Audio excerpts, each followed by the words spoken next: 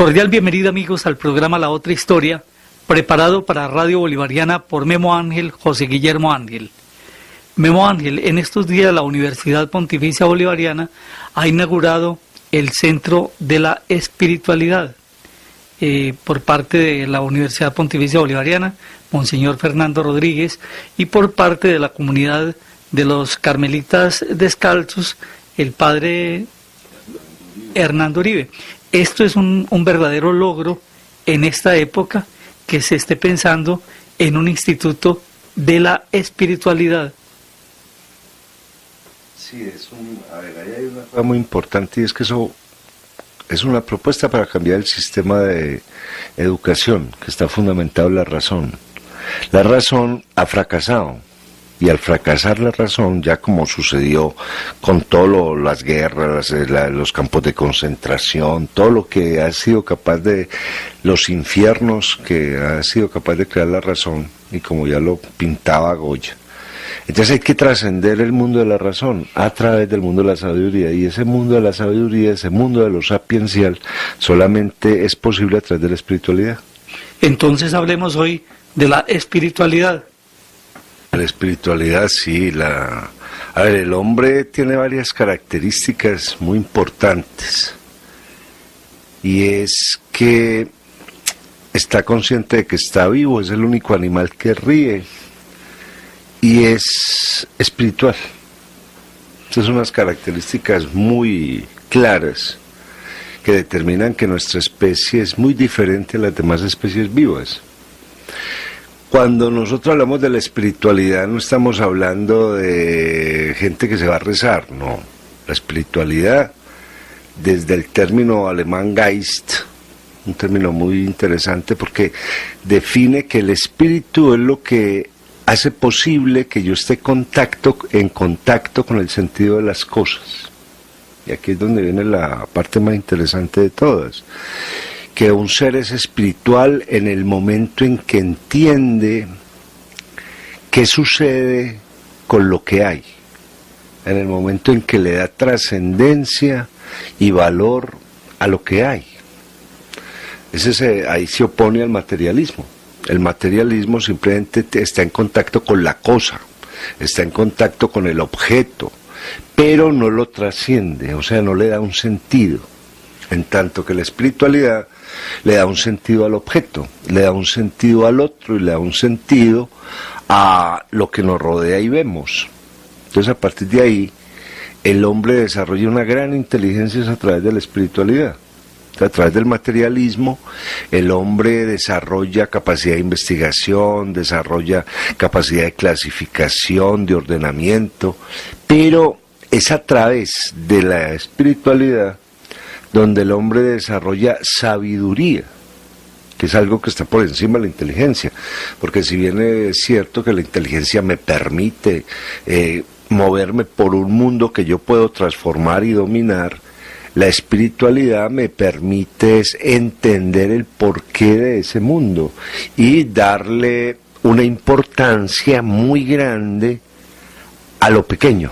Y aquí es otra cosa que es muy importante en la espiritualidad, y es que una persona espiritualmente hablando sería rica en el momento en que deja que su espíritu valore las pequeñas cosas que tiene, no porque las tiene, sino por el sentido que ocupan en la vida humana. Entonces, si habláramos de la historia de la espiritualidad, estaríamos hablando del desarrollo del intelecto del hombre, del desarrollo de la sabiduría del hombre, del desarrollo de la relación del hombre con su trascendencia. Trascender no es otra cosa que avanzar por encima de aquello que en un momento determinado se va a destruir, o porque está hecho de materia, pues se va a corromper. Entonces la trascendencia espiritual está por encima de la corrupción. De ahí que los grandes hombres espirituales, por ejemplo, tengan una cosa muy clara, y es que la muerte no es un problema para el espíritu. El espíritu trasciende la muerte. Y eso va a ser la gran propuesta de las religiones. ¿cierto? Las religiones que comienzan siendo en su origen una explicación de fenómenos naturales, un desarrollo de una mentalidad que se enfrenta al temor de que falte el agua, de que falte el sol, de que falten los peces, etcétera, que es como los seres humanos se inician religiosamente, o sea, tratando de encontrar el dios pez para agradecerle los peces y que los peces nunca falten. Esas religiones empiezan un desarrollo muy alto en la medida en que se van espiritualizando. Entonces, cuando se llega a la idea monoteísta, a la idea de un solo Dios que rige el mundo, a la idea de un Dios que le da sentido al mundo, porque uno de los grandes problemas del materialismo es que ha creído que Dios es simplemente un hacedor de cosas. La espiritualidad le responde al materialismo diciéndole: Dios no es un hacedor de cosas, es el que le da el sentido a las cosas. Es que no es solamente hacerlas, sino qué papel juegan o qué papel va a tener esa cosa con relación a la vida humana. Entonces aparecen, dentro de la historia aparecen estos, en un momento determinado aparecen concepciones espirituales, muchas politeístas en el inicio, para desembocar al monoteísmo. Vemos, por ejemplo, una gran espiritualidad en mundos politeístas como el hinduismo, por ejemplo, el sintoísmo, el taoísmo, donde a pesar de la multiplicidad de dioses, logran desarrollar una gran espiritualidad a través de la trascendencia del mundo que lo rodea mediante el uso de la delicadeza. Entonces no es de extrañar que los orientales desarrollen esa espiritualidad tan alta que tienen, porque para ellos lo importante no es la planta, lo importante es la belleza que representa la planta. Lo importante no es el dinero, lo importante es lo que puedo hacer con el dinero. Entonces, por ejemplo, y eso es interesante porque uno ve cómo los orientales asumen un modelo económico que es mercancía, dinero, mercancía. O sea, hago algo, logro un dinero y con ese dinero mejoro lo próximo que voy a hacer.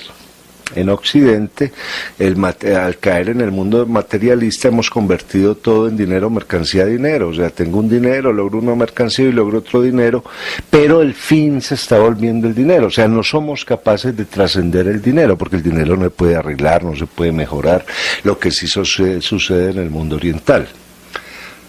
En Occidente se van a desarrollar otras espiritualidades muy grandes a partir del monoteísmo. Entonces vamos a entender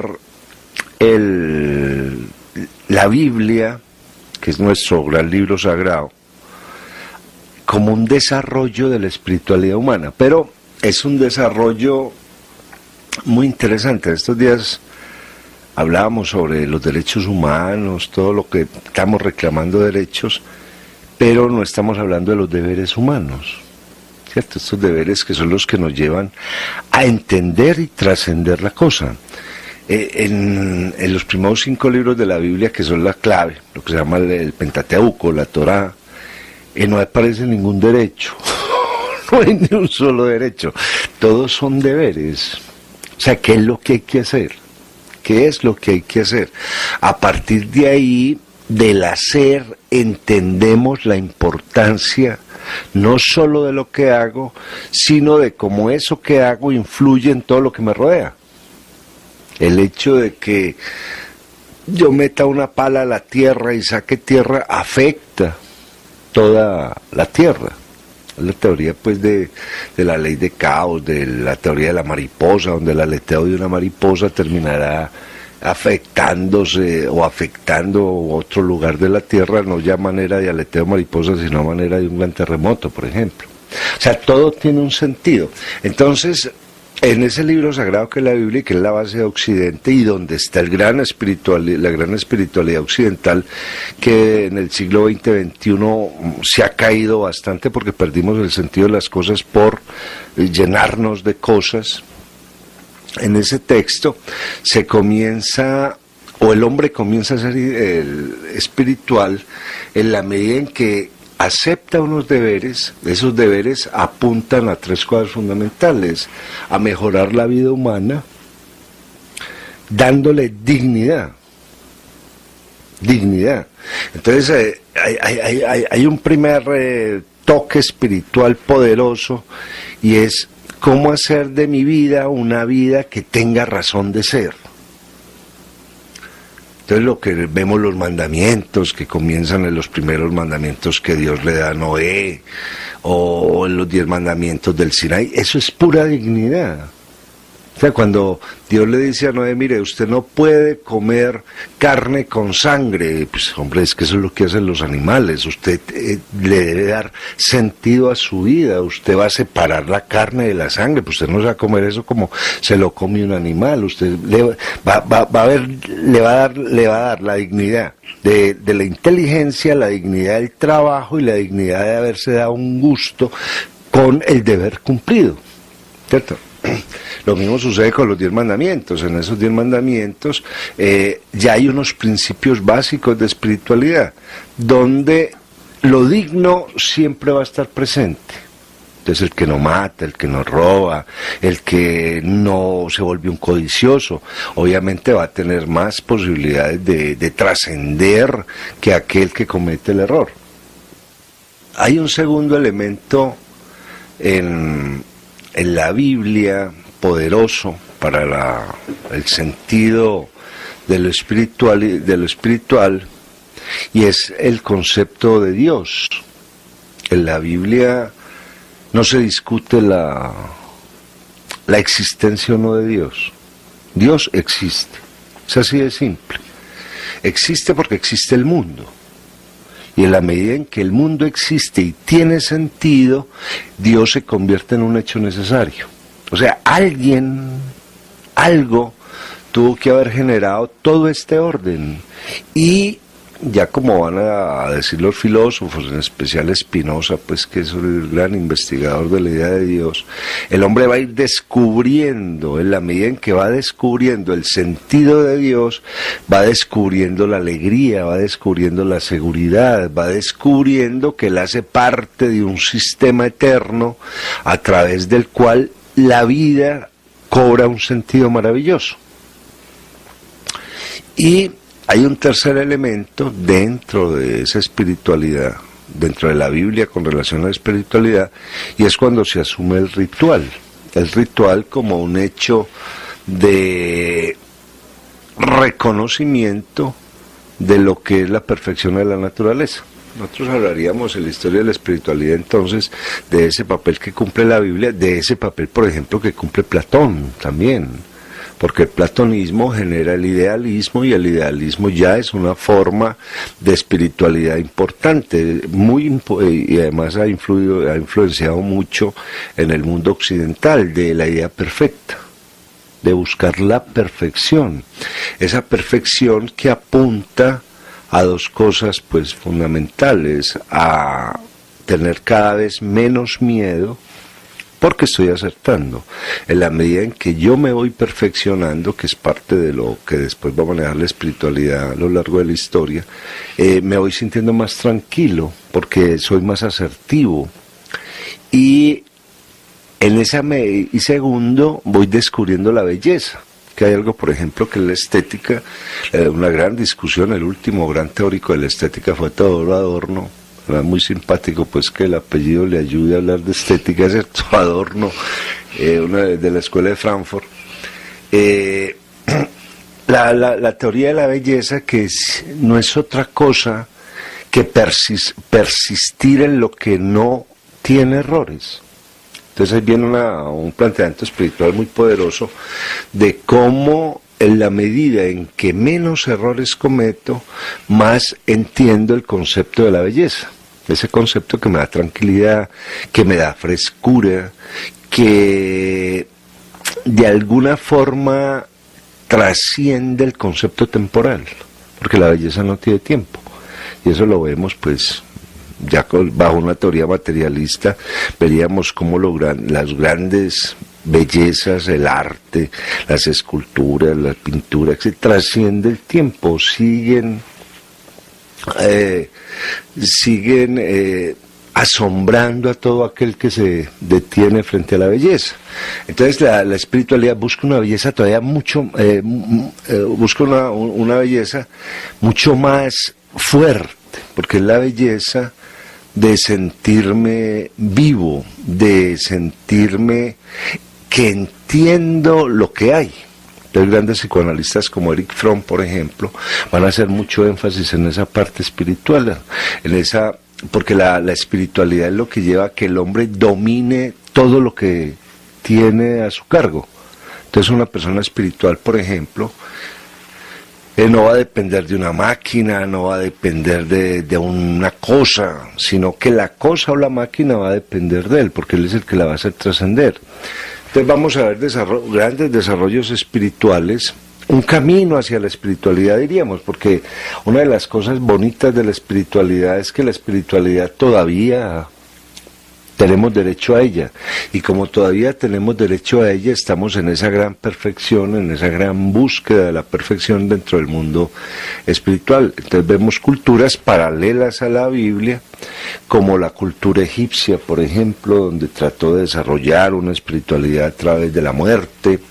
Vemos culturas como la cultura celta, que busca un sentido de la espiritualidad a través de la noche, o sea, a través de la oscuridad. Eso de los celtas es muy, muy bello, porque enfrentando la noche es la única forma de percibir de manera muy clara la luz.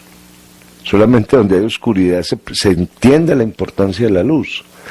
Donde no hay, porque es lo que nos ha pasado a nosotros, que de pronto por tener tanta cosa que no le encontramos sentido, como dice Erich Fromm, no le estamos dando importancia a algo en específico, ¿cierto? A algo en específico.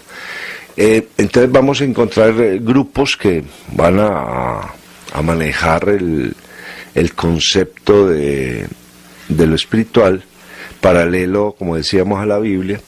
Se va a dar, volvemos al hinduismo, después se va a presentar el Islam con otra propuesta espiritual interesante, y es no solamente trascender las cosas, no solamente darle sentido a las cosas, sino trascendernos nosotros mismos.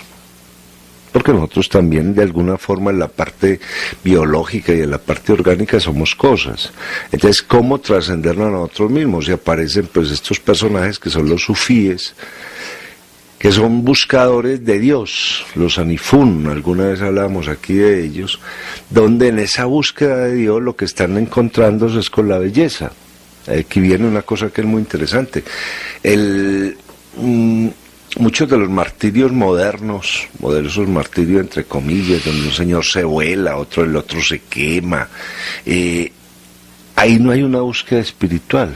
Ahí puede haber una protesta, puede haber lo que se quiera, pero no hay una búsqueda espiritual, porque la espiritualidad se fundamenta en tres cosas, como de pronto hemos conversado con el padre Hernando Uribe, que es una maravilla en cuestiones espirituales. La espiritualidad se fundamenta primero que todo en el respeto al orden de la vida. O sea, una persona espiritual no dañará el orden de la vida. Uno de los órdenes básicos que tiene la vida es que si yo nazco, pues debo morir algún día, pero yo no puedo dañar ese orden. Yo no puedo provocarme la muerte, por ejemplo, porque eso dañaría el orden. Dentro de ese mundo de lo espiritual, entonces aparece la Biblia, aparecen unas culturas que van en esa misma búsqueda, y la pregunta es entonces, ¿dónde está la espiritualidad? ¿O cómo viene ese desarrollo de la espiritualidad? Hace poco estamos hablando de escritores espirituales entre nosotros. Entonces nos encontramos con que Fernando González es un gran escritor espiritual, porque en su prosa, en lo que él maneja, siempre está trabajando, dándole mucha importancia a los sustantivos. El sustantivo ya me obliga a meterme en la esencia de la cosa. y a descubrir qué es esa cosa. Lo que de pronto no sucede con los adjetivos. El adjetivo me cubre la cosa, me esconde la cosa. Entonces es algo que es importante. Si nosotros vemos a un escritor como Fernando González, además en un libro de altísima espiritualidad como los últimos que él escribió, las cartas a Ripoll, Martina la Velera, encuentra un hombre que está trascendiendo. El viaje a pie, por ejemplo. Ese viaje a pie es un viaje espiritual. Es un viaje donde él hace un reconocimiento de qué tenemos y eso que tenemos para qué sirve y para qué le sirve a los demás. Y cómo ese paisaje que él camina le amplía el concepto de la belleza. ¿Cierto? Él incluso utiliza un término ahí que es el gimnosofista, donde a través del ejercicio físico, a través del caminar, en el caso del viaje a pie, nos vamos encontrando con el mundo y el mundo se va embelleciendo, ¿cierto? Hay un escritor alemán que es Wilhelm Sebald, que también maneja esa misma teoría. En la medida en que él camina, en la medida en que él va conociendo cosas, le encuentra el sentido a la historia, a la identidad, a la condición humana. Entonces nos encontraríamos con escritores espirituales, donde cada cosa tiene una respuesta, que es muy bello, ¿cierto? Nosotros hemos desarrollado inteligencia haciéndonos preguntas sobre las cosas. El hombre sabio encuentra respuestas en las cosas. No le hace la pregunta, ahí hay una respuesta, hay un montón de respuestas a cómo vivir socialmente, a cómo respetar mi propio espacio, a cómo darle sentido a un montón de cosas maravillosas como el ver, el oír, el oler, el gustar, el poderme levantar y ver que el mundo sigue existiendo, por ejemplo. ¿Cierto? Entonces se encuentra uno con otros, por ejemplo, Rabindranath Tagore en la India, este señor en un texto precioso que se llama Gitanjali, donde para él lo importante es el agradecimiento.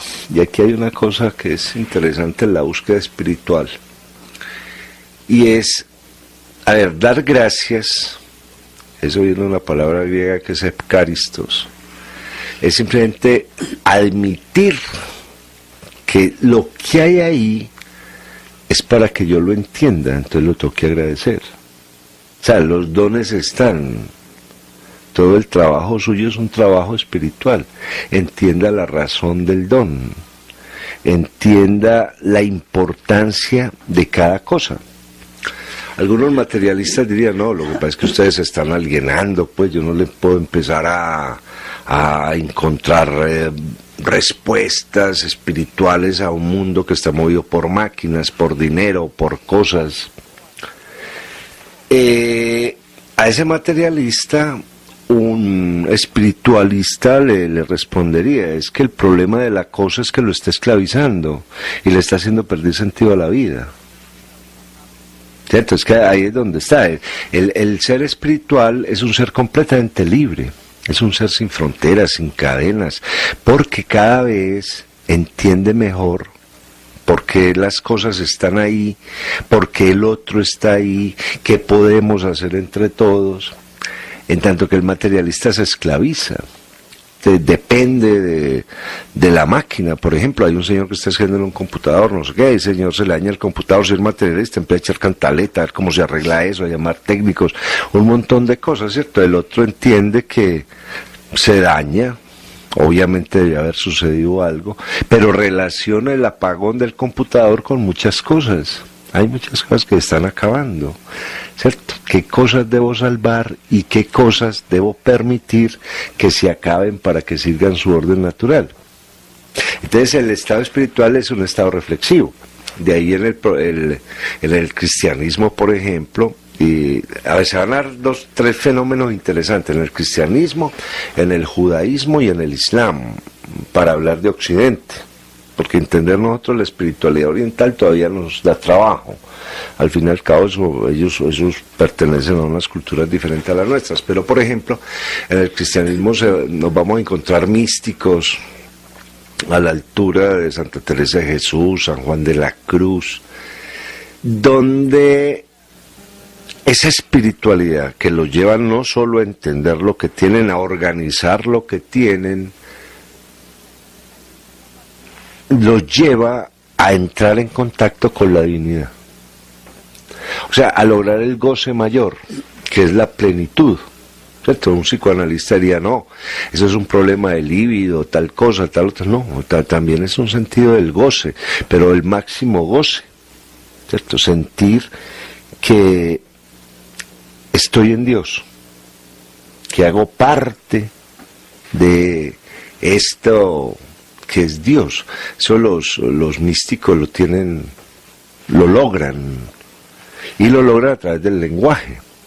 Entonces cuando uno toma la poesía de San Juan de la Cruz, la poesía de San Juan de la Cruz es de una profundidad tremenda, porque no solamente mueve al espíritu, sino que mueve al orden de las cosas. No en vano Santa Teresa de Jesús, que logra también a través de su poesía mística un gran despliegue espiritual, también fue una gran ordenadora de las cosas. Por eso las moradas de Santa Teresa, por ejemplo, las fundaciones, es cómo hacer que las comunidades sean autosuficientes. O sea, entendiendo, trascendiendo espiritualmente, yo termino dominando la materia, dominándola completamente, porque le encuentro un sentido. Ese pues es una de las fuerzas grandes que tiene la espiritualidad.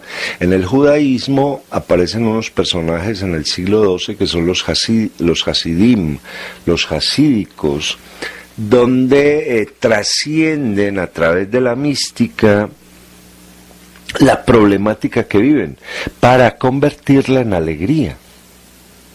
Es muy bello. Entonces aparece un personaje que es el Baal Shem Tov, el hombre del nombre bueno, del gran nombre, el Baal Shem Tov, el hombre del nombre bueno, donde la espiritualidad es muy simple, todo es positivo, todo hace parte de una perfección, y al hacer parte de una perfección y descubrir hasta dónde el entendimiento humano puede llegar a esa perfección, eso no puede generar sino felicidad. Entonces, pues Martin Buber, un filósofo judeo alemán, va a hacer un gran elogio de estos hasidim que dentro de la espiritualidad lograron preservar no solo su cultura, sino entender la razón de por qué estaban en el mundo, que además es una de las cosas importantísimas. Hoy en día muy poquita gente, si uno le hiciera esa pregunta, ¿usted por qué está en el mundo? se le complica mucho la respuesta, porque yo no puedo ser tan elemental de decir, no, yo estoy en el mundo por mi papá y mi mamá. Eso pues no es una respuesta válida, ¿cierto? El sentido de yo estoy en el mundo es porque lo entiendo, porque hay gente que pasa por el mundo sin entenderlo.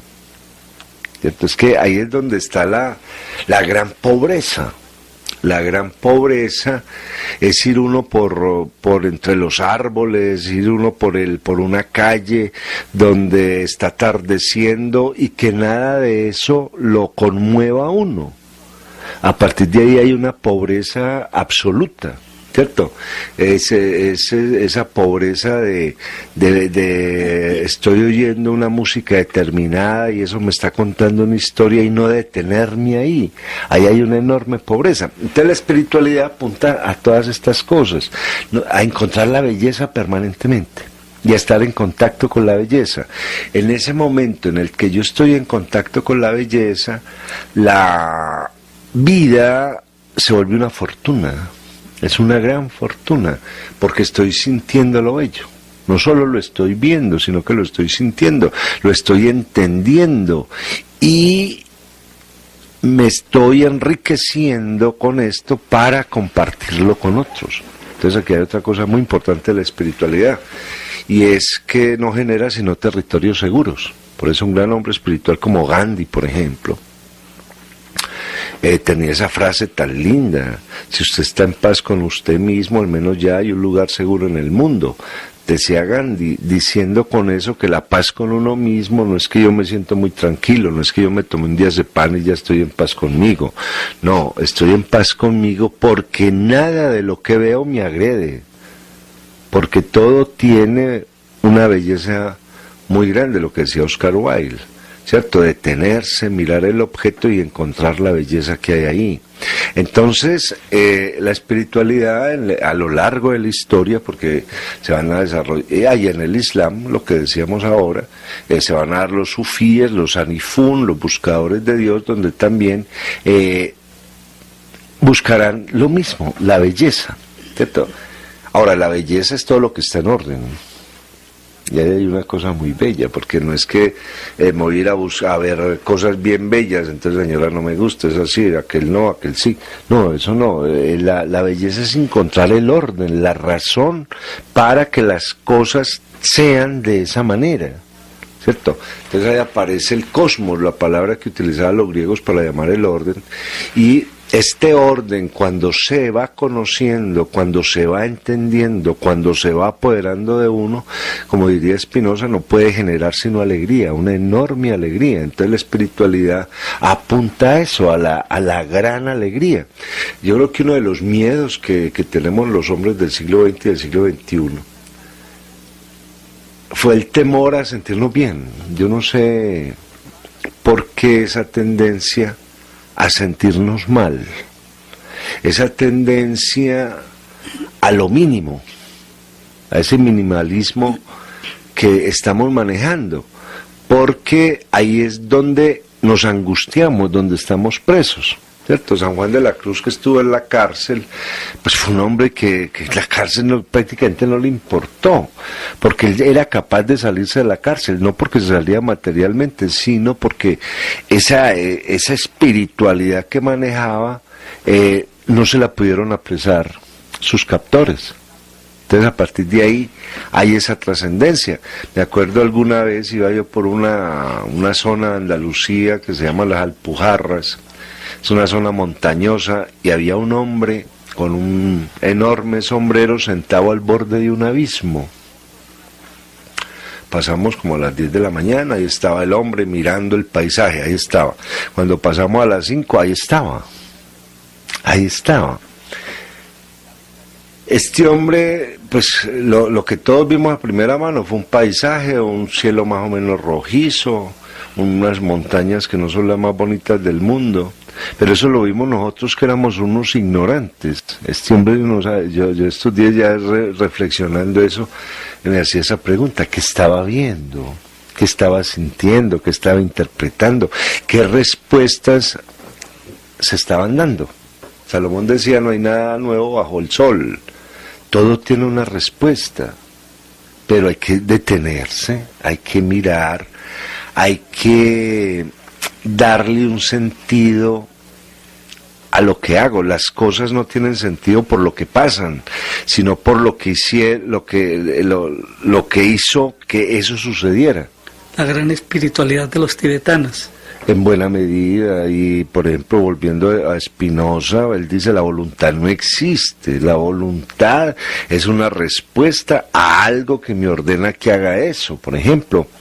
Pero cuando yo encuentro que la respuesta, lo que me lleva a eso, es importante, que lo que me plantea el hecho de que yo coja esto, de que pueda coger un paquete aquí o un libro, que la mano actúe de esa manera, que yo lo quiera coger, lo que me va a maravillar es todo lo que tiene la mano y lo que tiene el cerebro y lo que eso me lleva a pensar, ¿cierto? Cuando uno habla de Newton, habla de Galileo, toda esta gente era tremendamente espiritual, altamente espiritual, porque el Da Vinci, ¿cierto? Querían encontrar lo previo, el a priori a lo que estaba sucediendo.